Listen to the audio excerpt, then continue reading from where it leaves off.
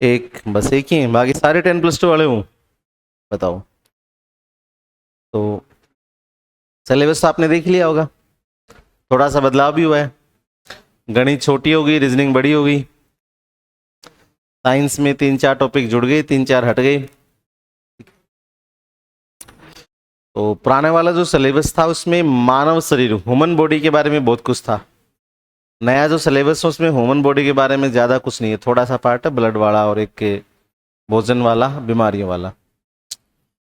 तो मैं आपको पढ़ाऊंगा साइंस। साइंस के अपने 10 चैप्टर दे रखे हैं। क्वेश्चन कितने आएंगे तो फिक्शन ही है। पिछली बार 25 के आसपास क्वेश्चन आए थे, हो सकता है इस बार उससे ज़्यादा आ जाए, हो सकता है उससे कम आ जाए। लेवल की बात करें तो साइंस का लेवल पिछली सीटी में भी बहुत ज़्यादा था, उससे कमज़ोर आने की तो अपन उम्मीद रख नहीं सकते। उससे ज़्यादा अच्छा आ जाए वो अलग बात है, बाकी उससे कम आप मान के मत चलोगे, पिछली सीटी से ज़्यादा आसान पेपर आएगा। तो बताओ कौन सा टॉपिक पढ़ोगे सबसे पहले? हैं? पढ़ाओ तो भैया। चलो फिर शुरुआत में थोड़े आसान से टॉपिक से करते हैं ना, ताकि धीरे धीरे आप रूटीन में आ जाओ। देखो, बायोलॉजी में जो टॉपिक दे रखे हैं, पहले अपन बायो शुरू करते हैं, फिर केमिस्ट्री पढ़ेंगे, फिर फिजिक्स पढ़ेंगे, फिर टेक पढ़ेंगे। बायो में जो टॉपिक दे रखे हैं, एक तो दे रखा है ब्लड। अच्छा, पहले जो सिलेबस था उसमें ब्लड पूरा था, अब जो सिलेबस दे रखा है उसमें ब्लड पूरा नहीं दे रखा है। एक तो दे रखा है ब्लड ग्रुप, रक्त समूह, एक दे रखा है RH फैक्टर, एक दे रखा है ब्लड ट्रांसफ्यूजन, ये दे रखा है रक्त समूह है, RH कारक और रक्ताधान, ये वाला पार्ट दे रखा है। मतलब पूरा ब्लड नहीं पढ़ना। अब क्वेश्चन अकॉर्डिंग टू सिलेबस तो यहीं से आना चाहिए, और जैसा पुराना ट्रेंड रहा है तो थोड़ा बहुत बाहर भी जा सकता है, ठीक है। लेकिन उम्मीद ये कि 2026 में जितने भी पेपर हुए ना, उनमें क्वेश्चन सिलेबस से बाहर नहीं गए। 26 से पहले 25 में 24 में जो कुछ पेपर लगे हैं उनमें बहुत सारे क्वेश्चन सिलेबस से बाहर भी पूछे गए हैं। तो अपन सिलेबस प्लस उसकी बाउंड्री लाइन थोड़ा थोड़ा आसपास का पढ़ेंगे। जैसे ब्लड के 2-3 पार्ट दे रखे हैं तो अपन ब्लड पूरा पढ़ेंगे, ब्लड जो है उसको पूरा पढ़ेंगे। सबसे पहली बात तो आज का टॉपिक अपन यही डालते हैं, रक्त। रक्त हमारे शरीर में होता ही क्यों है? रक्त की जरूरत क्या है शरीर में जीवित रहने के लिए? तो रक्त हमें जीवित रखने में कैसे सक्षम है? ऑक्सीजन का आदान प्रदान। फिर फेफड़े क्यों लगा रखे हैं? किसमें? तो देखो, आप सांस खींचते हो, अरे सांस लेते हैं ना, तो सांस कौन खींचते हैं? नाक नहीं खींचता भाई, नाक केवल रास्ता है, खींचने का काम है फेफड़ों का है। सारे हिंदी माध्यम वाले हैं, अंग्रेजी वाला कोई नहीं है। तो श्वास खींचने का काम फेफड़ों का। कितने फेफड़े होते हैं? 2 3 नहीं भी 2 ही होता है फेफड़े, एक खराब है। तो खराब इन 2 में से ही है, ठीक है। तो 2 फेफड़े होते हैं गुलाबी रंग के, अगर आप स्मोकिंग नहीं करते हैं तो, स्मोकिंग करते हैं तो फिर वो काले भूरे रंग के हो जाएंगे, ठीक है। और अगर आप दिल्ली में रहते हो तो बिना स्मोकिंग के भी काले हो जाएंगे, तो वहाँ पोल्यूशन इतना ज़्यादा है। तो फेफड़े श्वास खींचते हैं। श्वास में फेफड़े कौन सी गैस खींचते हैं? तो जो भी वायुमंडल में है वो सारी गैसें खींचते हैं, और उन सारी गैसों में से निकालते हैं किसको? ऑक्सीजन को। सारी गैसों में से किसको निकालते हैं? और इस ऑक्सीजन को मिला लेते हैं किसमें? खून में। फेफड़े ऑक्सीजन को निकालकर किस में मिला देते हैं? तो खून में ऑक्सीजन घोलना किसका काम? खून में ऑक्सीजन घोलना किसका काम? फेफड़ों का काम। ये खून शरीर के सभी भागों तक जाता है, और सभी भागों की जो कोशिकाएं हैं वो कोशिकाएं खून में से निकाल लेती हैं किसको? और इस ऑक्सीजन की रिएक्शन करवाती हैं किससे? ग्लूकोज से। ऑक्सीजन की रिएक्शन किससे करवाती हैं? ग्लूकोज से। ग्लूकोज और ऑक्सीजन की रिएक्शन क्यों करवाती हैं? क्योंकि इससे बनती है एनर्जी। इससे क्या बनती है? एनर्जी। किस रूप में? एटीपी के रूप में। तो हमारे शरीर में ऊर्जा किस रूप में बनती है? एटीपी के रूप में। ऊर्जा बनाने के लिए कौन सी गैस चाहिए? जो कहां से आएगी? श्वास लेने से। श्वास कौन खींचेंगे? और फेफड़े ही इस श्वास में से ऑक्सीजन को अलग करके किस में मिलाएंगे, CO2 में मिलाएंगे। जब कोशिकाएं एनर्जी बनाती हैं तो वहां पे CO2 गैस और बनती है। इस CO2 गैस को ये जो शरीर की कोशिकाएं हैं वो वापस किस में मिला देती हैं, फेफड़ों में नहीं, खून में मिला देती हैं। और फेफड़े इस CO2 गैस को सांस के साथ बाहर छोड़ देते हैं। तो हमारे शरीर की कोश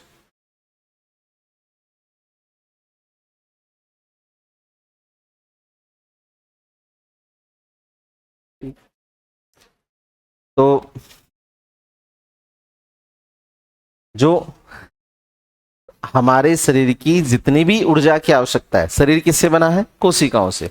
तो कोशिकाओं की जितनी भी ऊर्जा की आवश्यकता है वो सारी ऊर्जा की आवश्यकता किसकी रिएक्शन से पूरी होगी, ग्लूकोज और ऑक्सीजन की रिएक्शन से पूरी होगी। और इनको कोशिकाओं तक पहुंचाने के लिए क्या चाहिए, रक्त चाहिए। अगर शरीर के किसी भाग में खून नहीं जाएगा तो क्या नहीं जाएंगी, ग्लूकोज और ऑक्सीजन नहीं जाएगा। और ग्लूकोज और ऑक्सीजन नहीं जाएगा तो क्या बनना बंद, ऊर्जा बनना बंद। और बिना ऊर्जा के कोई कार्य संपन्न, हर कोशिका को जीवित रहने के लिए, काम करने के लिए क्या चाहिए, ऊर्जा चाहिए। बिना ऊर्जा के कोई भी कोशिका काम नहीं कर सकती, बिना ऊर्जा के कोई भी कोशिका कार्य नहीं कर सकती।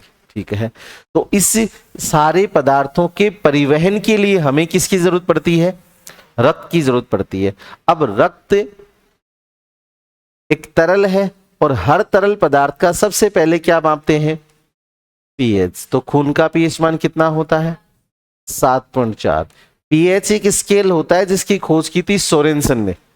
पीएच पे 0 से लेकर के 14 तक डिजिट होते हैं। कहां से कहां तक, हाँ, बीच में आएगा 7।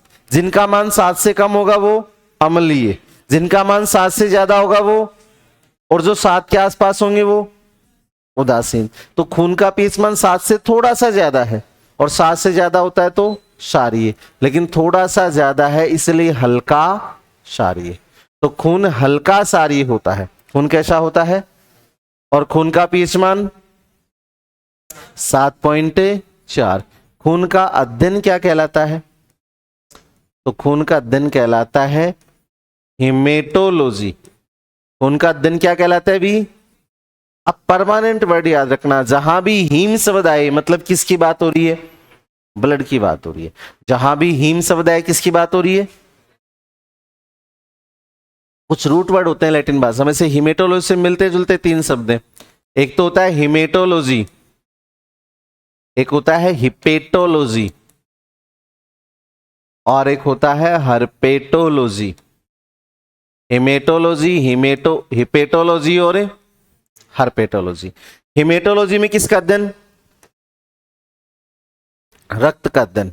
हिमेटोलॉजी में किसका अध्ययन है, हिपेटोलॉजी में किसका अध्ययन है, लीवर का। और हर्पेटोलॉजी में रेंग कर चलने वाले जीव, सांप, छिपकली, घड़ियाल, मगरमच्छ, इन सबको कहते हैं सरीसृप, रेप्टाइल्स। तो तीनों मिलते जुलते शब्द हैं। हिमेटोलॉजी में रक्त का अध्ययन, हिपेटोलॉजी लीवर का अध्ययन, हर्पेटोलॉजी तो खून का अध्ययन है, हिमेटोलॉजी। खून एक तरल संयोजी उत्तक है। खून कैसा उत्तक है, तरल संयोजी उत्तक है। अब इस बात का मतलब क्या है, तो अपन ऑलरेडी जानते हैं कि खून ठोस होता है, गैस होता है। अरे खून कैसा होता है, तरल होता है, लिक्विड होता है। संयोजी उन्हें कहते हैं जो शरीर के सभी भागों को आपस में जोड़ते हैं। जैसे हमारी हड्डियां, हमारा खून, ये शरीर के सभी अंगों में आपस में बहते हैं, तो अंगों को एक दूसरे से जोड़ते हैं, इसलिए इसको संयोजी कहा गया है। उत्तक का मतलब होता है कोशिकाओं का समूह है। उत्तक का मतलब क्या होता है,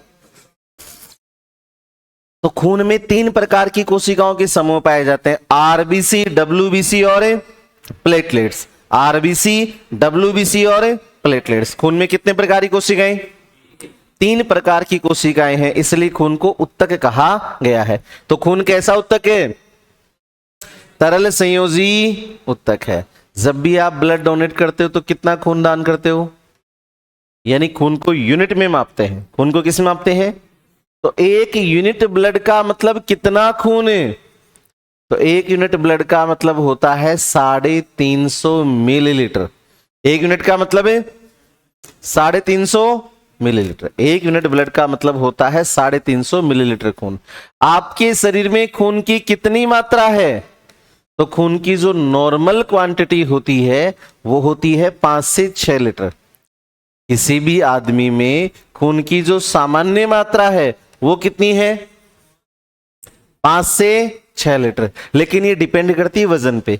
ये तब है जब वजन नॉर्मल हो। अगर वजन नॉर्मल से कम या ज्यादा होगा तो खून भी कम या ज्यादा होगा।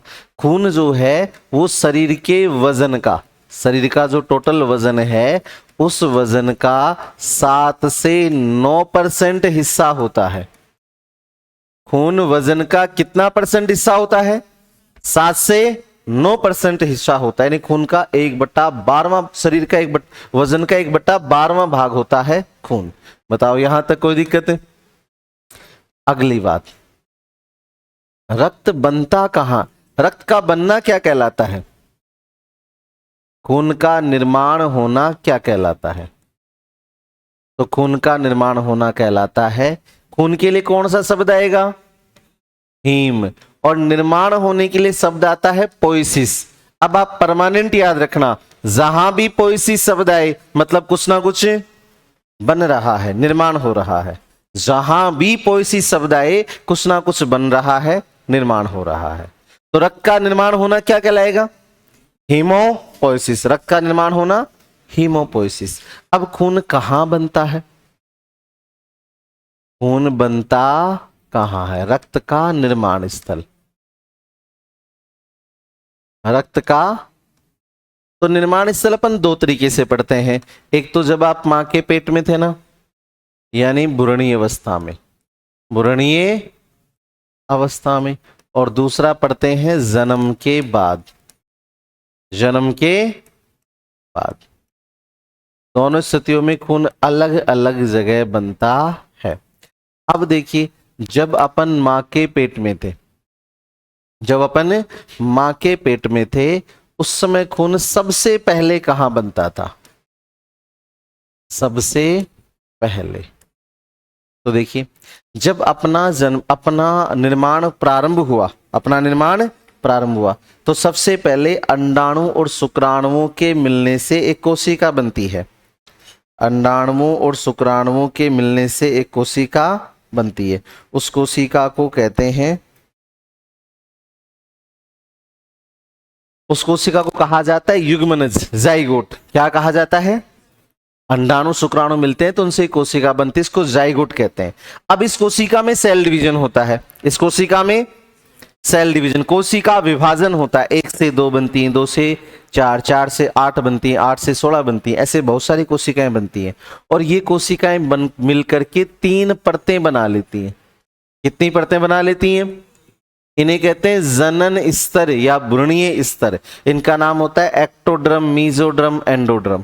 तो कितनी परतें बन गई? अब ये जो तीसरी परत है इसमें हल्का पीले रंग का पानी जैसा पदार्थ भरा होता है और इस पीले रंग के पानी जैसे पदार्थ को कहते हैं यॉर्क सैक। क्या कहते हैं? तो सबसे पहले खून कहां बनता है? यॉर्क सैक में बनता है। सबसे पहले खून कहां बनता है? यॉर्क सैक में बनता है। सबसे पहले खून कहां बनता है? अभी यॉर्क सैक में बनता है। अब कुछ समय के बाद में ये जो तीनों परतें हैं, ये तीनों परतें बदल जाती हैं अंगों में।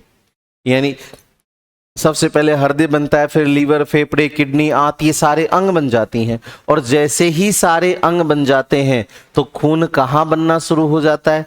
एक तो खून बनता है हमारे लीवर में और एक हमारे आमाशय के नीचे अंग होता है जिसका नाम है प्लीहा, वहां पर बनता है। तो सबसे पहले खून कहां बनता है? यॉर्क सैक में। और अंगों के बनने के बाद ये सारा काम कब होता है? भ्रूणीय अवस्था में, यानी जब अपन मां के पेट में थे। जन्म के बाद खून एक ही जगह बनता है। हमारी जो हड्डियां होती हैं वो हड्डियां अंदर से खोखली होती हैं, हड्डियां अंदर से, और उस खोखले भाग में एक रुई जैसा पदार्थ भरा होता है। उस रुई जैसे पदार्थ को क्या कहते हैं? अस्थि मज्जा, बोन मैरो कहा जाता है। तो खून कहां बनता है जन्म के बाद? बोन मैरो में, अस्थि मज्जा में बनता है। एक ही जगह खून बनता है। जन्म के बाद एक ही जगह खून बनता है, कहाँ? बोन मैरो में, अस्थि मज्जा में। ठीक है, यहां तक कोई दिक्कत नहीं है। अगली बात, ये तो होगी खून के बनने की बात। खून नष्ट भी होता है, नष्ट होगा तभी तो नया बनेगा। तो रक्त का नष्ट होना क्या कहलाता है? रक्त का नष्ट होना। तो रक्त का नष्ट होना, रक्त के लिए कौन सा वर्ड आएगा? हीम। तो रक्त का नष्ट होना कहलाता है हीमोलाइसिस। अब परमानेंट याद रखना, जहां भी लाइसो या लाइसिस शब्द आए कुछ ना कुछ नष्ट होगा। जैसे पोइसिस शब्द जहां भी आए वहां कुछ ना कुछ बनेगा, निर्माण होगा। वैसे लाइसो या लाइसिस शब्द आए तो कुछ ना कुछ नष्ट होगा। तो खून का नष्ट होना क्या कहलाता है? हीमोलाइसिस। खून कहाँ नष्ट होता है? तो खून नष्ट होता है एक तो प्लीहा में, जिसको स्प्लीन कहते हैं, और एक नष्ट होता है लीवर में। नष्ट कहाँ कहाँ होगा? प्लीहा और लीवर में। यहां तक कोई दिक्कत है? अब देखिए, ये खून किस किस से बना है? खून किस किस से बना है? तो इसका पता लगाने के लिए क्या करते हैं, आज रसोई में जाके कांच का एक गिलास लेना है और उसको खून से भरना है। किसके? अब देख लो आप किसका निकाल सकते हो, वो आपकी क्षमता है। भर लोगे? हैं?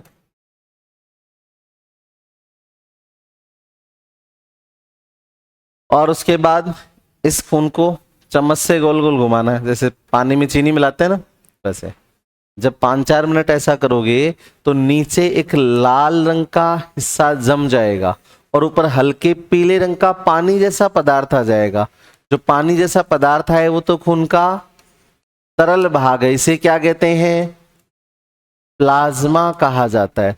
जो नीचे जम गया वो खून का कणीय भाग है। जमा हुआ जो भाग है वो कौन सा भाग है? कणीय भाग। इसमें आरबीसी, डब्ल्यूबीसी, प्लेटलेट जैसी कोशिकाएं होती हैं। तो मतलब खून इन दोनों का मिश्रण होता है। खून इन दोनों का मिश्रण। तो खून एक मिश्रण है, मिक्सचर है। किसका? तो प्लाज्मा का और कणीय भाग का। अब जो अगर से पानी में चीनी घोले तो पानी और चीनी का मिश्रण घुल गया, पानी में मिट्टी घोले तो पानी और मिट्टी का मिश्रण बन गया। लेकिन अंतर क्या है? पानी में चीनी घोलने के बाद चीनी दिखाई नहीं देगी क्योंकि चीनी पानी में घुल गई। पानी में मिट्टी घोलने के बाद भी मिट्टी दिखाई देगी क्योंकि घुली नहीं है। जैसे घोलना बंद करोगे नीचे बैठ जाएगी। तो जो दो पदार्थ आपस में घुल जाते हैं वो बनाते हैं समांगी मिश्रण। कौन सा मिश्रण है? तो पानी और चीनी का मिश्रण कैसा है? समांगी। पानी और नमक का मिश्रण है समांगी। लेकिन जो घुलते नहीं है वो विषमांगी मिश्रण बनाते हैं। जैसे पानी और मिट्टी का मिश्रण विषमांगी, पानी और तेल का मिश्रण विषमांगी, चावल और कंकड़ का मिश्रण विषमांगी। तो दो पदार्थ आपस में घुलेंगे तो समांगी और नहीं घुलेंगे तो। अच्छा, समांगी जो होते हैं, जो आपस में घुल जाते हैं, वो अलग अलग दिखाई नहीं देते, उनको अलग अलग करना आसान नहीं होता। जो लेकिन जो घुलते नहीं है वो अलग अलग दिखाई, जैसे पानी में मिट्टी नहीं घुलती तो मिट्टी अलग दिखती है, पानी में चीनी घुल जाती तो अलग दिखती नहीं है। यहां पे देखो कणीय भाग जो है वो तरल भाग से अलग दिख रहा है ना, इसका मतलब समांगी मिश्रण है या विषमांगी? तो खून मिश्रण है, कौन सा मिश्रण है? विषमांगी मिश्रण। और विषमांगी मिश्रण का एक प्रकार होता है कोलाइडी। कौन सा मिश्रण है? कोलाइडी। तो खून एक कोलाइडी प्रकार का विषमांगी मिश्रण है। और खून के दो भाग होते हैं, तरल भाग और दोनों भाग अलग अलग कैसे हुए? घुमाने से। और उस घुमाने वाली विधि को कहते हैं अपकेंद्रण। क्या कहा जाता है? अपकेंद्रण, सेंट्रीफ्यूगेशन कहा जाता है। तो आपसे पूछे कि खून को किस विधि से उसके अवयवों में बांटा जाता है? अपकेंद्रण विधि से। खून को किस विधि से उसके अवयवों में बांटा जाता है? तो क्या याद रखना है? अपकेंद्रण विधि द्वारा उसके अवयवों में बांटा जाता है। अब देखिए, तो खून के कितने भाग हो गए? 2 भाग हो गए। रक्त के कितने भाग हो गए? 2 भाग हो गए। एक हो गया तरल भाग और एक कणीय भाग। एक तो खून का तरल भाग हो गया और दूसरा कौन सा भाग हो गया? कणीय भाग हो गया। दूसरा कौन सा भाग हो गया? अभी कणीय भाग हो गया। जो खून का तरल भाग होता है उसे कहते हैं प्लाज्मा। उसे क्या कहते हैं? प्लाज्मा कहा जाता है। ये पूरे खून का लगभग 55% हिस्सा होता है, आधे से थोड़ा सा ज्यादा। और जो कणीय भाग होता है इसमें 3 प्रकार की कणिकाएं होती हैं, आरबीसी, डब्ल्यूबीसी और प्लेटलेट्स होती है। ठीक है, और ये कणीय भाग जो है वो पूरे खून का लगभग कितना परसेंट है? 45%। तो खून के 2 भाग हो गए। अब ये जो प्लाज्मा होता है इसमें सबसे ज्यादा मात्रा में तो क्या होता है? पानी, लगभग 92%। इसके अलावा इसमें क्या होती है? प्रोटीन होती है, लगभग 6 से 7%। और इसके अलावा इसमें जल तो हो गया। इसके अलावा इसमें हार्मोन्स होते हैं, बहुत सारी गैसें घुली हुई होती हैं, बहुत सारे उत्सर्जी पदार्थ। उत्सर्जी पदार्थ मतलब जिनको शरीर से बाहर निकालना है, जैसे यूरिया होता है, यूरिक अम्ल होता है। ठीक है, उत्सर्जी पदार्थ होते हैं। इसके अलावा बहुत सारे आयंस होते हैं, जैसे सोडियम, पोटेशियम, कैल्शियम, मैग्नीशियम। ये सारे किस में घुले होते हैं? प्लाज्मा में। कणीय भाग में 3 कोशिकाएं हैं, कौन कौन सी? आरबीसी, डब्ल्यूबीसी और इनकी अगर अपन संख्या की बात करें तो सबसे ज्यादा संख्या किसकी होती है? आरबीसी से कम होती है प्लेटलेट्स की। और सबसे कम संख्या किसकी होती है? यानी संख्या की बात करें तो अकेली 90% तो कौन है? आरबीसी। और 10% में प्लेटलेट्स भी और डब्ल्यूबीसी भी। तो सबसे ज्यादा संख्या किसकी होती है? आरबीसी की। कभी कभी तो आरबीसी और डब्ल्यूबीसी की संख्या का अनुपात पूछ लेता है, तो याद रखना एक डब्ल्यूबीसी के अनुपात में लगभग 500 से 600 आरबीसी होती है। 500 से, हाँ, ऑप्शन में 500 अनुपात 1 भी मिल सकता है, 550 अनुपात 1 भी मिल सकता है, 600 अनुपात 1 भी मिल सकता है। तो ये इनकी संख्या का अनुपात याद रखना है। थोड़ा सा लिखो, फिर अपन आगे बढ़ते हैं। टॉपिक डालो, रक्त।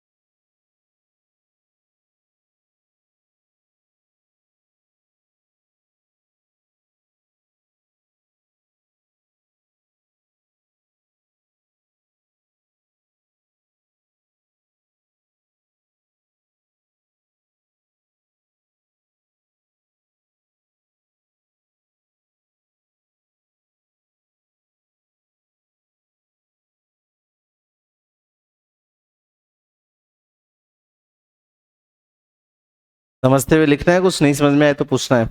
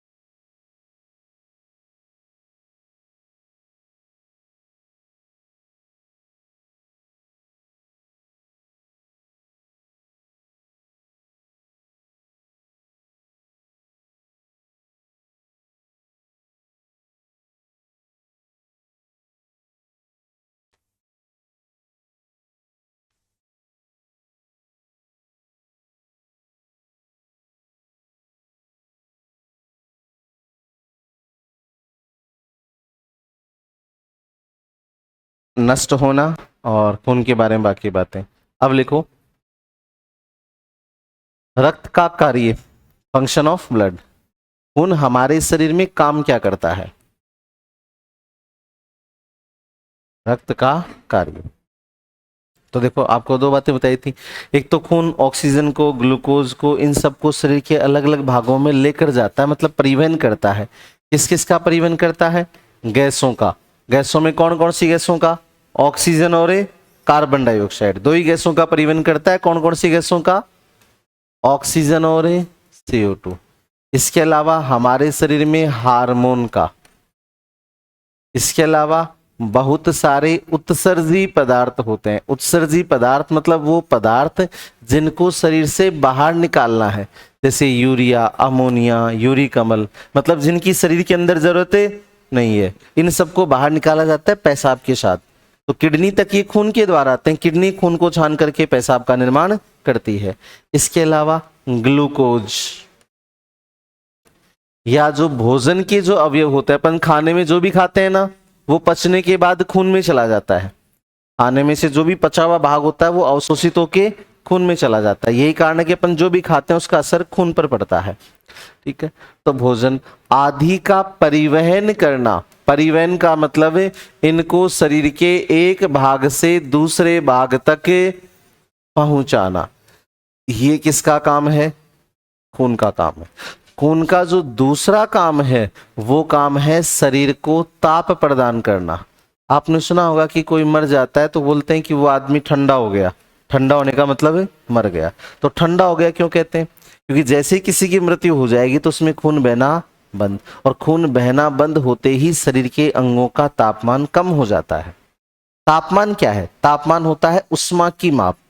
किसी भी पदार्थ में जितनी ज्यादा उष्मा होगी उसका तापमान उतना ही ज्यादा होगा। किसी पदार्थ में उष्मा कम होगी तो उसका तापमान कम होगा। ठीक है, अब हमारे शरीर का तापमान 37 डिग्री है, क्योंकि हमारे शरीर के अंगों को 37 डिग्री तापमान के लिए जो उष्मा चाहिए उष्मा मिल रही है। वो उष्मा इन अंगों तक पहुंचा कौन रहा है? खून पहुंचा रहा है। अगर खून बहना बंद हो जाएगा तो अंगों को उष्मा मिलना बंद, और उष्मा मिलना बंद तो अंग ठंडे हो जाते हैं। तो शरीर के अंगों को ताप प्रदान करना ये किसका काम है? खून का काम है। टेम्परेचर प्रोवाइड करना किसका काम है? खून का काम है। तो ये लिख लो रक्त का कार्य। रक्त का कार्य।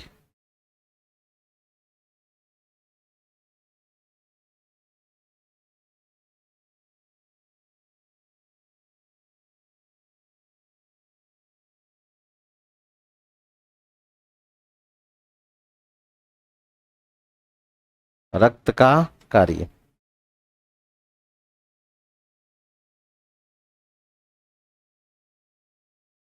लिख लिए।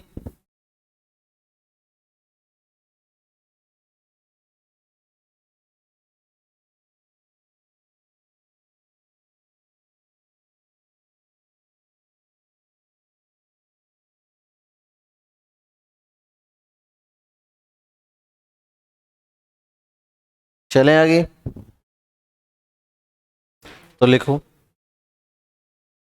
रक्त एक विषमांगी कोलाइडी मिश्रण है। रक्त एक विषमांगी कोलाइडी मिश्रण है। रक्त एक विषमांगी कोलाइडी मिश्रण है। विषमांगी क्यों है? क्योंकि खून के अवयव आपस में घुलते नहीं है। तो रक्त एक कोलाइडी विषमांगी मिश्रण है या विषमांगी कोलाइडी मिश्रण है। लिख लिया। अब खून के जो दोनों भाग हैं उनको अलग किया कौन सी विधि से? गोल गोल घुमा के, और घुमाने वाली विधि को क्या कहते हैं? हाँ, जो छाछ करते हैं ना, दही से छाछ बनाते हैं, घी अलग करते हैं, वो भी अपकेंद्रण विधि है। तो लिखो रक्त को अपकेंद्रण विधि द्वारा, रक्त को अपकेंद्रण विधि द्वारा उसके अवयवों में विभाजित किया जाता है। अपकेंद्रण विधि द्वारा उसके अवयवों में विभाजित किया जाता है।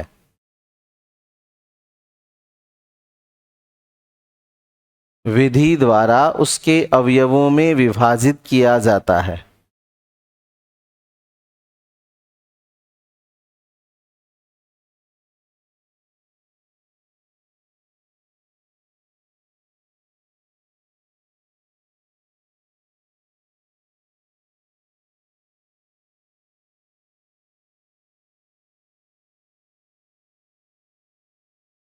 लिख लिया? कौन सी विधि से अलग करते हैं भी? अब जब अलग किया तो कितने भाग अलग हुए? दो भाग। एक तो तरल भाग जो पानी जैसा लिक्विड था, एक नीचे जमा हुआ भाग जिसको अपन ने क्या कहा? कणीय भाग। तो खून के हो गए दो भाग, ये रहे दोनों भाग। इसको ऐसे कैसे बना लो?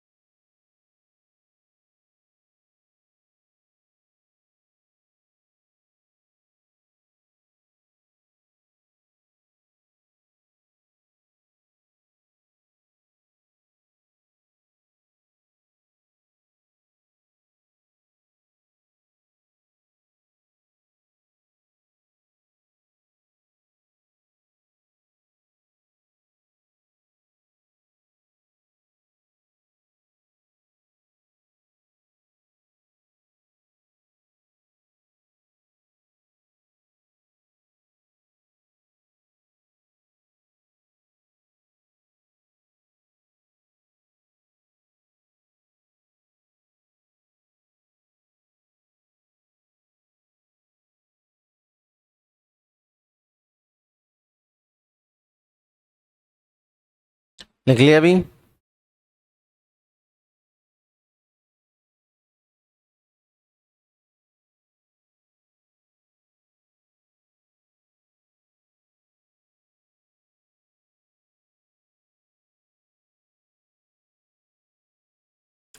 पढ़े आगे? यहां तक कोई डाउट, कोई चीज जो आपको नहीं समझ में आई हो? कोई डाउट नहीं है? मतलब सारे डाउट एग्जाम में आएंगे? तो कोशिश करें कि वो पहले आ जाए। चले आगे। तो ये खून के सारे भाग हैं। अब देखिए अपन एक एक को पढ़ना शुरू करते हैं। तो पानी, इसके बारे में तो आप जानते ही हो, पढ़ने की जरूरत है नहीं, ठीक है। दूसरी जो चीज है खून के अंदर वो क्या है? प्रोटीन। तो प्रोटीन खून के कौन से भाग में है? प्लाज्मा में। अब प्लाज्मा में जो प्रोटीन होती है, प्लाज्मा प्रोटीन्स, तो प्लाज्मा में कुल कितनी कितनी प्रतिशत प्रोटीन है? प्लाज्मा का 6 से 7%। प्लाज्मा में मुख्य रूप से 4 प्रोटीन पाई जाती हैं। मुख्य रूप से कितनी प्रोटीन पाई जाती हैं? 4। सबसे पहली प्रोटीन है एल्ब्यूमिन प्रोटीन। क्या नाम है भी? Albumin protein. ये प्लाज्मा में सबसे ज्यादा पाई जाने वाली प्रोटीन है, लगभग 4.5% होती है। तो प्लाज्मा में सबसे ज्यादा पाई जाने वाली प्रोटीन एल्ब्यूमिन प्रोटीन। ये क्या काम करती है? ये काम करती है कि यह रक्त में, खून, पानी की मात्रा को बैलेंस करती है। पानी की मात्रा को बैलेंस करती है। बैलेंस करने का मतलब कम होने पर ज्यादा करती है और ज्यादा होने पर कम करती है। तो खून में पानी की मात्रा को बैलेंस करती है कौन? एल्ब्यूमिन। अब खून में पानी की मात्रा कम ज्यादा होने से क्या होता है? तो देखो खून को कहां छाना जाता है? किडनियों में। खून को कहां छाना जाता है भी? किडनियों में एक ऐसी संरचना होती है इसको नेफ्रॉन कहते हैं, यहां पर खून को छाना जाता है। अब यहां पर खून को छानने के लिए खून पर एक प्रेशर लगता है, उस प्रेशर को बोलते हैं परासरण दाब। कौन सा दाब है? Osmotic pressure. इस प्रेशर की वजह से ही खून छनता है, और ये प्रेशर उत्पन्न होता है खून में किसकी मात्रा से? पानी की मात्रा से। अगर खून में पानी की मात्रा बहुत कम हो जाए तो किडनी खराब हो जाएगी, क्योंकि प्रेशर नहीं बनेगा, और प्रेशर नहीं बनेगा तो खून ढंग से साफ नहीं होगा। तो खून में ये खून को छानने के लिए जो प्रासरण दाब चाहिए, ये कौन उत्पन्न करेगा? एल्ब्यूमिन प्रोटीन उत्पन्न करेगा। ये जो खून को छानने के लिए प्रासरण दाब चाहिए, ये एल्ब्यूमिन प्रोटीन द्वारा उत्पन्न किया जाता है। कैसे? पानी की मात्रा को कम ज्यादा करके। तो दूसरा अपन ये भी कह सकते हैं, यह है परासरण दाब। परासरण दाब को बनाए रखती है कौन? अरे कौन बनाए रखती है? एल्ब्यूमिन प्रोटीन, जो कहां होती है? प्लाज्मा में होती है। खून का जो तरल भाग है, खून का जो पानी जैसा भाग है प्लाज्मा, उस प्लाज्मा में होती है कौन सी प्रोटीन? Albumin protein. दूसरा globulin protein. Globulin protein plasma में पाई जाने वाली दूसरी जो प्रोटीन है वो कौन सी है? Globulin protein. ये क्या काम करती है? ये 3 प्रकार की होती है, अल्फा, बीटा और गामा।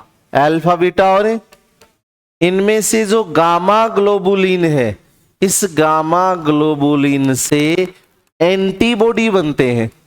अब ये एंटीबॉडी क्या होते हैं, ये हमें समझना जरूरी है, आगे बहुत काम आएंगे। एंटीबॉडी, जिनको हिंदी में क्या कहते हैं? प्रतिरक्षी। ये प्रतिरक्षी बनते हैं। अब ये प्रतिरक्षी क्या होते हैं वो समझना।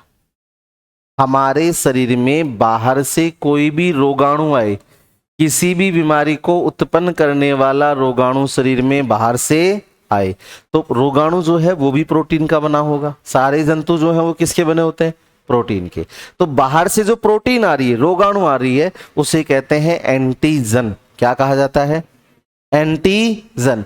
इस एंटीजन को नष्ट करने के लिए, यानी बाहर से आने वाली प्रोटीन को नष्ट करने के लिए, हमारा शरीर एक प्रोटीन बनाता है, और वो जो शरीर बनाएगा वो क्या कहलाएगा?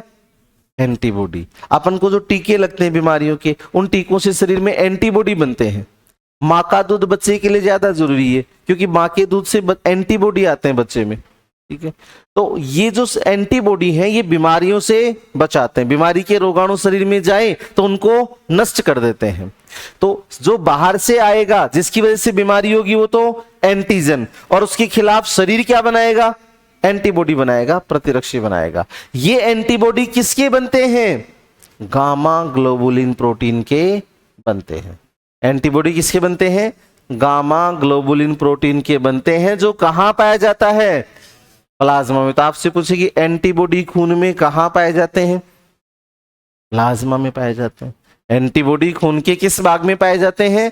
प्लाज्मा में पाए जाते हैं। और जो एंटीजन आते हैं वो चिपकते हैं आरबीसी से। एंटीजन कहां चिपकते हैं? आरबीसी। और एंटीबॉडी कहां पाए जाते हैं? प्लाज्मा में पाए जाते हैं। एंटीबॉडी किसके बनते हैं? गामा ग्लोबुलिन के बनते हैं। एंटीबॉडी किसके बनते हैं? इसलिए ये जो गामा ग्लोबुलिन है ना, इसे इम्यूनोग्लोबुलिन कहते हैं। इम्यूनो का मतलब होता है प्रतिरक्षा। प्रतिरक्षा मतलब शरीर को रोगाणुओं से बचाना, तो इसको कहा जाता है इम्यूनोग्लोबुलिन। इम्यूनोग्लोबुलिन शॉर्ट में कहते हैं आईजी। क्या कहा जाता है? आई का मतलब इम्यूनो, जी का मतलब ग्लोबुलिन, तो इसे इम्यूनोग्लोबुलिन भी कहते हैं। क्या कहते हैं भी? जितने भी एंटीबॉडी होते हैं ना उनको आईजी से दर्शाते हैं। जैसे दूध में कौन सी एंटीबॉडी पाई जाती है? तो आईजीए एंटीबॉडी पाई जाती है। अब यहां एंटीबॉडी का नाम तो क्या है? ए है। आईजी क्या है? इम्यूनोग्लोबुलिन है। इम्यूनोग्लोबुलिन से बनी हुई एंटीबॉडी है। जैसे मां से भ्रूण में कौन सी एंटीबॉडी आती है? तो मां से भ्रूण में आती है आईजीजी। यहां जी, बड़ी वाली जी तो एंटीबॉडी का प्रकार है, और आईजी किसको दर्शाता है? इम्यूनोग्लोबुलिन को। सबसे बड़ी एंटीबॉडी कौन सी होती है? तो आईजीएम एम होती है। एलर्जी में कौन सी एंटीबॉडी बनती है? तो आईजीई एंटीबॉडी बनती है, और एक एंटीबॉडी और होती है आईजीएम। ये 5 प्रकार की, एम तो लिखी दी, आईजीडी, ये 5 प्रकार की एंटीबॉडी होती है। कितने प्रकार की एंटीबॉडी होती हैं? और ये सारी एंटीबॉडी किसकी बनी है? गामा ग्लोबुलिन की बनी है। इसलिए गामा ग्लोबुलिन को क्या कहते हैं? इम्यूनोग्लोबुलिन कहते हैं। और किससे दर्शाते हैं? आईजी से। और ये सारी एंटीबॉडी कहां पाई जाती हैं? प्लाज्मा में पाई जाती है। तीसरी जो प्रोटीन होती है वो होती है यहां पर फाइब्रोनोजन। देखो मैं आपको बिल्कुल सिंपल सिंपल चीजों पे भी नहीं ले जा रहा हूं, क्योंकि हमें एग्जाम के हिसाब से तैयारी करनी है। अपन बेसिक बेसिक चीजें पढ़ते रहेंगे कि खून का इतना मान होता है, इतना पीएच होता है, तो वहां से आजकल क्वेश्चन नहीं आते हैं। वहां से तो जितना हमें आता है उतना तो क्वेश्चन में ऑलरेडी दिया हुआ आता है। ठीक है, तो चीजें आपको थोड़ी सी ऐसा लग सकता है कि हाँ थोड़ी सी अपन ज्यादा पढ़ रहे हैं, लेकिन ये जरूरी है। प्रोथ्रोम्बिन अच्छी लगने वाली नहीं पढ़नी, पढ़नी वो है जो एग्जाम के लिए जरूरी है, चाहे वो अच्छी लगे या ना लगे। अब देखिए, कभी कभी शरीर में चोट लग जाती है तो खून निकल आता है। कुछ नहीं भी लगाए तो कुछ देर के बाद में खून अपने आप बहना बंद हो जाता है, क्योंकि खून का क्या जम जाता है? थक्का जम जाता है। खून का क्या जम जाता है? अब ये थक्का अपने आप नहीं जमता। इस थक्के को जमाने में हमारे शरीर में 13 अलग अलग कारक है। कितने कारक हैं? 13 कारक मिलकर के खून को थक्का जमाते हैं। उनमें से एक भी एब्सेंट हो गया तो खून का थक्का नहीं जमेगा। तो उन 13 कारकों में डायरेक्ट कारक है कौन? फाइब्रोनोजन। ये खून का थक्का जमाता है। और ये जो प्रोथ्रोम्बिन है, ये प्रोथ्रोम्बिन बदल जाती है थ्रोम्बिन प्रोटीन में, थ्रोम्बिन धागों में। तो ये दोनों के दोनों चोट लगने पर रक्त का थक्का जमाने में सहायक है। रक्त का थक्का जमाने में सहायक है। याद रखना, अकेले नहीं जमा सकते, कुल कितने कारक मिलकर जमाएंगे? हाँ, तो ये सहायक है, अकेले नहीं जमा सकते। ये दोनों रक्त का थक्का जमाने में सहायक है। अगर खून के तरल भाग को क्या कहते हैं? प्लाज्मा। प्लाज्मा में से ये जो खून का थक्का जमाने वाली प्रोटीन है फाइब्रोनोजन, इसको बाहर निकाल दें, फाइब्रोनोजन प्रोटीन को बाहर निकाल दें, तो जो बचेगा उस बचे हुए भाग को क्या कहते हैं? उसे कहते हैं सीरम। क्या कहा जाता है? प्लाज्मा में से किसको बाहर निकाल दें? फाइब्रोनोजन प्रोटीन को, खून का थक्का जमाने वाली प्रोटीन को बाहर निकाल दें, तो जो बचेगा उसको क्या कहेंगे? सीरम कहेंगे। बताओ, इसको समझने में कोई दिक्कत है? तो पहले तो ये लिखो, प्लाज्मा प्रोटीन्स।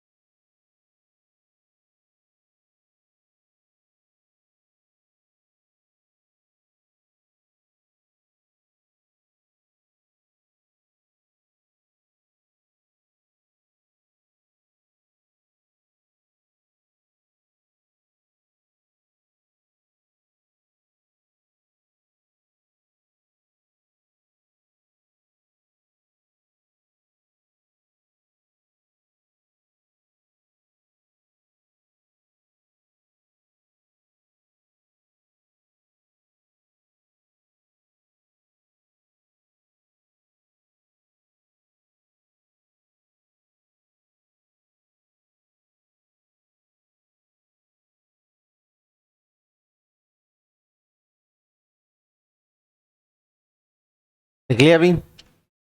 चलें आगे। तो अगली लाइन में लिखो, हटा दो इसको। तो लिखो ये ऐसे कैसे लिख लो, सीरम क्या होता है।